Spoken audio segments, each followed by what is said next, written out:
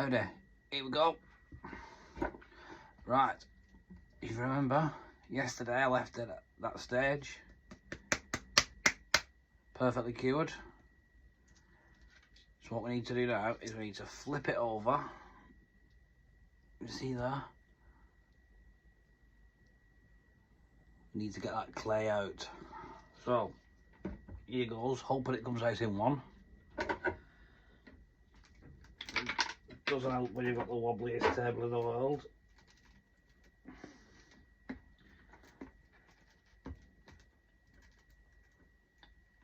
Come on.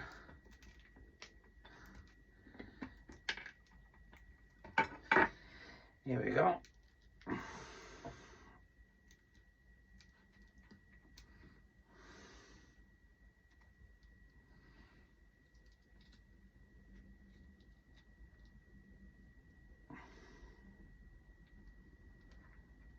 You see, it's pulling all of the little steel balls out of the mould, which is, I don't mind that, I'll explain why in a minute.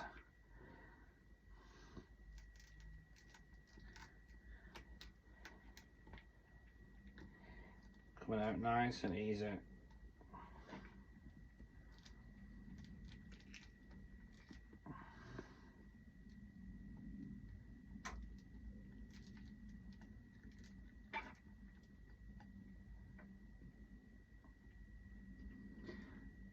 There we go, get in there now.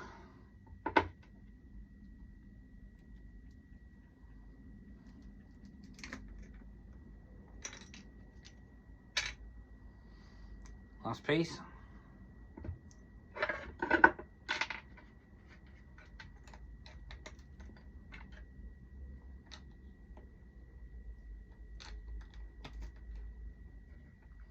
Just rebuild the bits of Lego that I've knocked off. Right, if you look at that now, you can see I've still got a couple of these balls to remove. But what they've done is, you can see they've made a recess in the silicone, in the part one of the silicone. So when I pour the second part of the silicone in, the silicone will flow into those holes that the balls have left and make locators in the mould. So the moulds fit together perfectly, so you get a nice seam line.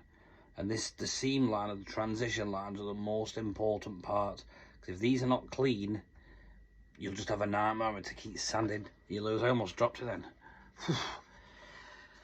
Flipping, that would have been bad. Right, so there you go. And you're probably wondering, what are these things for here? Right, well, when I've poured the second half of the mould, I will remove these at the end, and what these will be is resin reservoirs. I will cut the silicone to make little flow channels from here to the head, from here to the body, and from here to the tail there. And what will happen is, I will fill from probably this one first, fill that with resin.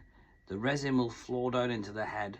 It will kind of push the air up this way, and once these reservoirs start to fill a little bit with resin, I know the resin's pushed all the way to the end.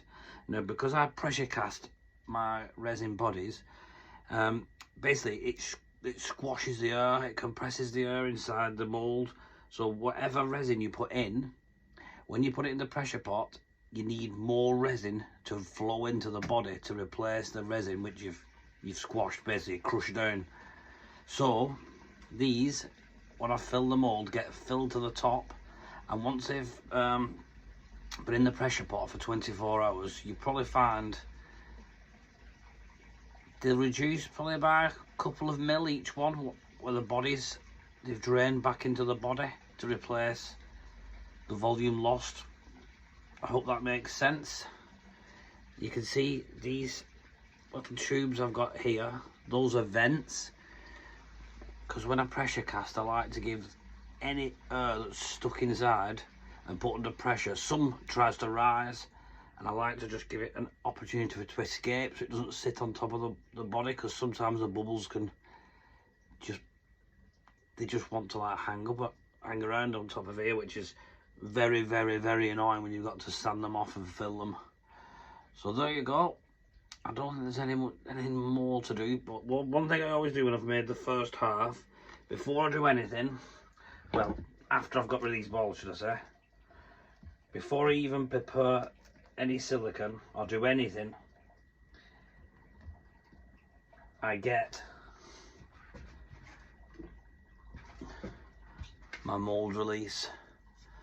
Now what I'll do is I'll spray that even before I'm ready to use it, just so if I've, in the unfortunate event of me just forgetting, which does happen, and if you pour silicone on top of that, it's just going to stick to the other silicone.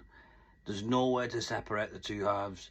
So I do this as an emergency option, just in case later on when I'm mixing my silicone I forget. So it's just a belt and braces. I don't trust myself, I'm quite forgetful. So there we go. So now all I've got to do is mix the silicone, pour it in there, once I've got the balls out obviously, and tomorrow around this time we should have a fully finished mould ready for the new Gliding Trout, with hopefully lots of floaters. Ooh, belting. Thanks for watching.